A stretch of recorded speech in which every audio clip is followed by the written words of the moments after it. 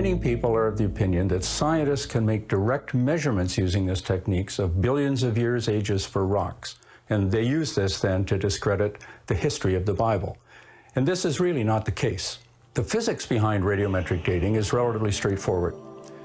We have a radioactive element called a parent, which transforms over time into a non-radioactive element called the daughter. And this happens with a characteristic rate referred to as a half-life.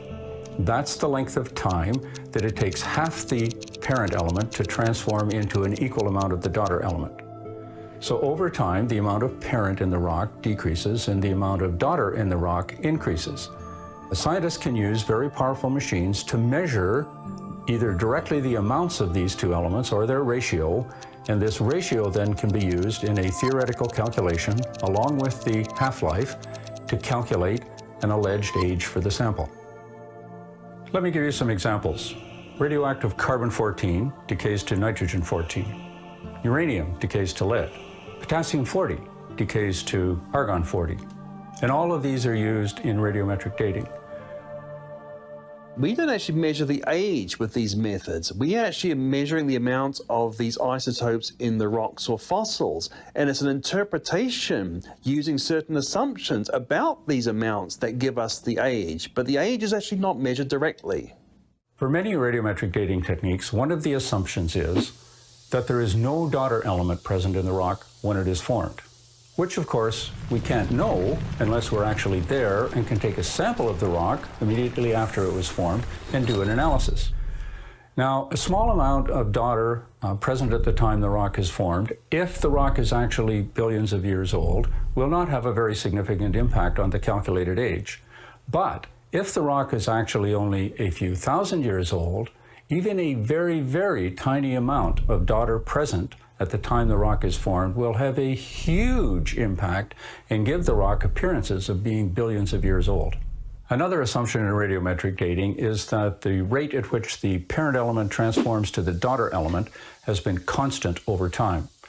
Now, this has generally been borne out by experiments in the past, but recently some scientists in the US and Europe determined that the transformation rate of at least some elements, notably cobalt-60, cesium-137, silicon-32, and radium-226, do indeed vary with time. Now, they don't understand why this is, but they have noted that the rate varies with the distance between the Earth and the Sun.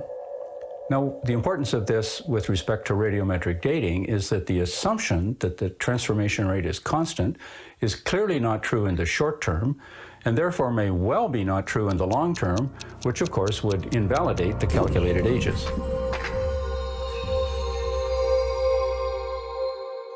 Some additional evidence for this is an experiment that was spearheaded by the Institute for Creation Research, in which some scientists found zircon crystals with unexpectedly large amounts of helium in them.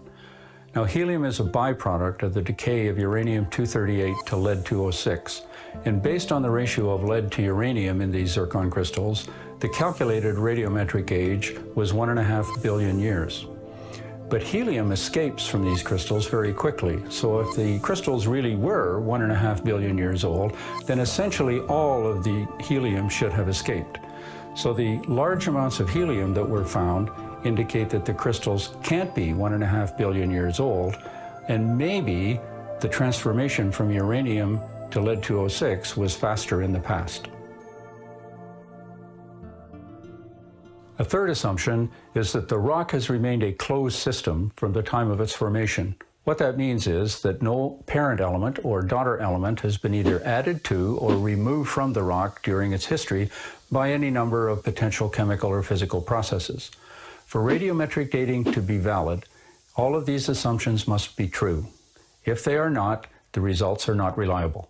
Even though radiometric dating seems like a very scientific process, we've seen from measurements that it produces highly erroneous results.